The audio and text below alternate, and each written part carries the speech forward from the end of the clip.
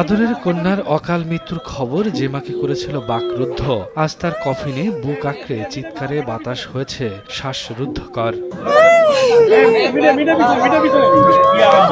যুক্তরাষ্ট্রে পিএইচডি করতে যেয়ে নৃশংস হত্যাকাণ্ডের শিকার বাংলাদেশি শিক্ষার্থী নাহিদা সুলতানা বৃষ্টির মরদেহবাহী বিমান শাহজালাল বিমানবন্দরে অবতরণ করে শনিবার সকাল ৯টা ১০ মিনিটে। মরদেহ দেখে কান্নায় ভেঙে পড়েন স্বজনরা। পরিবারের সদস্যদের আর্তনাদে পুরো বিমানবন্দরই হয়ে ওঠে শোকাবহ। স্বজনরা আর সহপাঠীরা জানান, বৃষ্টি ছিল স্বপ্নবাজ, চেয়েছিলেন এমন কিছু করতে যা পরিবার ও দেশের জন্য গর্ব বয়ে আনে। খুব ভালোবাসতাম এবং খুব আদর যত্ন আমাদের ছিল।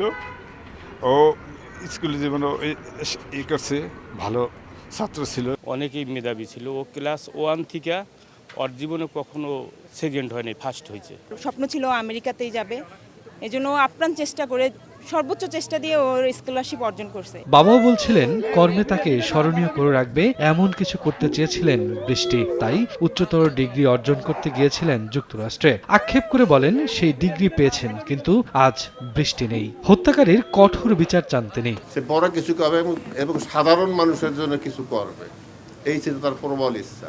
সার্টিফিকেট যদিও পাইছে, কিন্তু সেটা ছিল মরণোত্তর সার্টিফিকেট, জীবিত নাই। সবার পক্ষ থেকে যেন সেই ঘাতকের সর্বোচ্চ সাথে মৃত্যুদণ্ড হয়। মরদেহ হস্তান্তর করে পররাষ্ট্র সচিব জানান, বৃষ্টির পরিবারের পাশে রয়েছে সরকার। বৃষ্টির হত্যাকাণ্ডের সাথে অভিযুক্ত যারা, তাদের তদন্ত যাতে সুষ্ঠুভাবে হয় এবং পরবর্তীতে যাতে তাদের বিচার যথাযথভাবে হয় সেই জন্য কাজ করে যাচ্ছে। বৃষ্টির মরদেহ মাদারীপুরের গ্রামের বাড়িতে দাদা দাদির কবরের পাশেই চিরনিদ্রায় শায়িত করা হবে। শফিকুজ্জামান রুবেল, সময় সংবাদ, ঢাকা।